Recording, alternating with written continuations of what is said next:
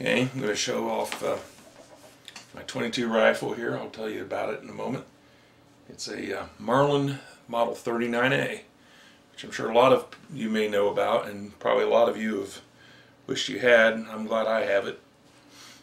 This was given me as a birthday present when I was 16 years old in 1984, and it was my first gun, and it's still my favorite. Definitely.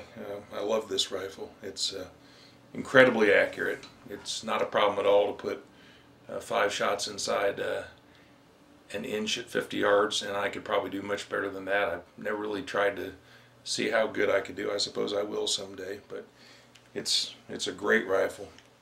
It's nice thing about it is also you can use whatever kind of 22 ammo, 22 rimfire ammo you want, with the exception of 22 Magnum, of course. So you can shoot 22 rim shorts, 22 longs, 22 long rifles interchangeably. And it's got a very long barrel. It's got a 24-inch barrel, so you get the most out of your muzzle velocity with it. And it's also easy to shoot well with. It's a tubular magazine rifle, so if any of you've ever seen that, you just rotate that and you load your cartridges right there in the tube, and then when you get them in there, this will hold 15 long rifles. I believe it's 15 or 16 long rifles. It's got a heck of a capacity. You push the tube back in, then turn it, that little lock, and then it stays in place. And that's that. Some of the features I'll show you on this. If you can see this right here, a lot of people may not know what that is. That's actually a takedown screw. This particular rifle can be taken down to be more portable. Now that's something a lot of people decried, but it's been part of the 39A's look for, I think, since the 1930s, when they made their last revision on it and labeled it the 39A instead of just the 39.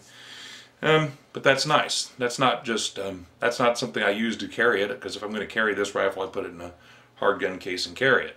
But what the special thing I like about that is it allows you to do something with the Marlin that you can't do with a lot of lever action or pump action or autoloader rifles. That is, it allows you to clean this rifle from the breech the way you should, if at all possible. Because so all I've got to do to clean it from the breech is I've got to just unscrew that back. This is a captive screw, by the way. You can't lose it. You turn it out so far, and then this receiver will pop out and swing out, and then there's a little, just the ejectors in there, and it's got a screw that you can turn to hold it down so it doesn't get in the way of the cleaning rod, and you have full access to this barrel from the breech, which is the proper way to clean it. So that's a nice thing about the Model 39A. Makes it a really special 22 rimfire. Something else I'm going to show to you that I added to it years ago when this rifle was still almost brand new. These things here, you're probably wondering, how did this get on here? These are vinyl, called gun chaps, made by a company called Kane that's now defunct, but I'm glad I bought them, because they allow me to protect the stock on this rifle, which is a really beautiful straight-grained black walnut, American black walnut stock. So these allow me to protect the stock of the rifle. I don't get dings on the wood. I'm not going to bother taking these off right now because I like them being on here. But if you were to take these off, you'd see the stock has almost no blemishes at all. That's the nice thing about it. Plus, it kind of deadens the ringing of tapping it a little bit, and it adds camo. And of course, the buttstock has it too. It has a zipper for the buttstock that goes up there. So these have been on here since I've had, almost from the very beginning. I've had this rifle.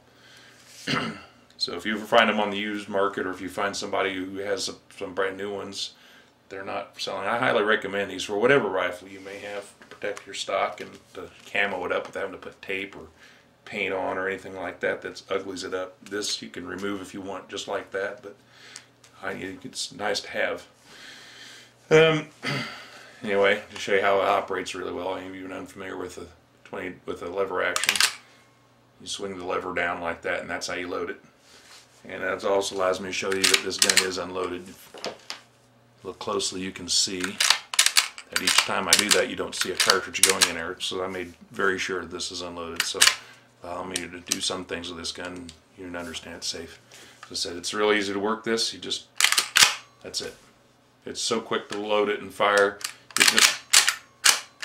I'm not going to dry fire it because you should never do that with a rimfire rifle, but you can see just how fast, and it's very slick. This rifle's been used a lot over the years. And that's the nice thing about lever actions, they slick up over time because the metal kind of burnishes against itself when you cycle it. So you have a really quick cycle time. The hammer's back. The hammer here has this little hammer extension. I don't know if you've seen it, but I can't really get to it with the scope on the way it is, so it's nice to have that. I think Marlin sells them like this now. The one I have that the rifle came with originally was flattened, so it didn't have this circular shape to it. I still have it back in my gun locker, but I like the round one a little better. It was an aftermarket one. I did buy an 1894 Marlin early this year, and it has one of these that are round, so imagine now if you might buy a 39A, it has this, but it allows your thumb to get on here with the scope, see, without it being in place. That's what that's for. Otherwise, you know, I'd be struggling to get my thumb under there and failing miserably. So another feature of this is a pre-safety Marlin. That's another nice thing. The modern Marlins, including my 1894, have a cross bolt safety that goes through here that blocks the hammer. I don't have that on this one. I don't need it. Really, the safety on the Marlin is the person and this right here, which is the half-cock notch. If you put the hammer here, even if there's a cartridge into the chamber, it cannot fire because that half-cock captures the hammer, and it also keeps the trigger from firing too. So that's the nice thing about this gun. Of course, you can take it to full cock at that point if you're ready to fire. So suppose you're in a squirrel woods, you have a round chambered, but you don't want to fire. Put it there at half-cock, the gun won't fire. And if you see a squirrel, you're ready to fire it and get it your game, full cock, and you're ready to go. So that's a nice thing. I'll show you the scope briefly. I'm going to turn it around so you can see the medallion on it.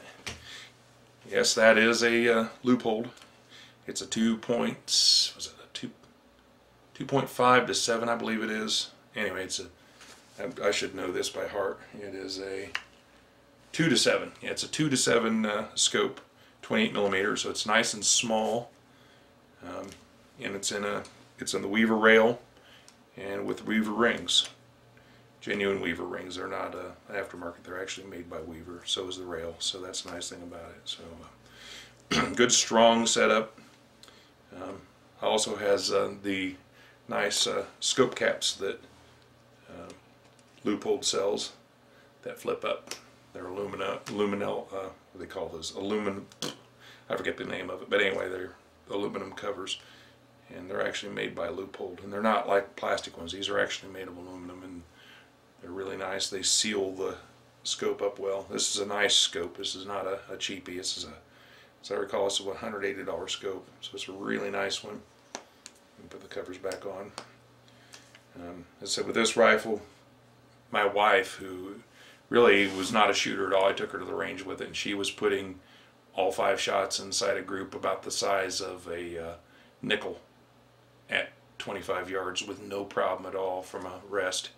And I'm sure that I could do much better than that with a little effort, or she could too. So it's a great rifle.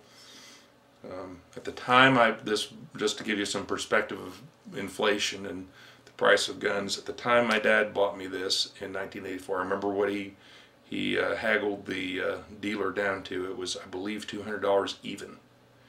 And I believe now that you cannot buy this rifle for less than $700, maybe $800 right now in today's market, brand new. So this was brand new at the time, so it's something to think about. It shows you how much times have changed. But this right here is I've got, you know, several guns, but this is definitely my favorite. I love this rifle.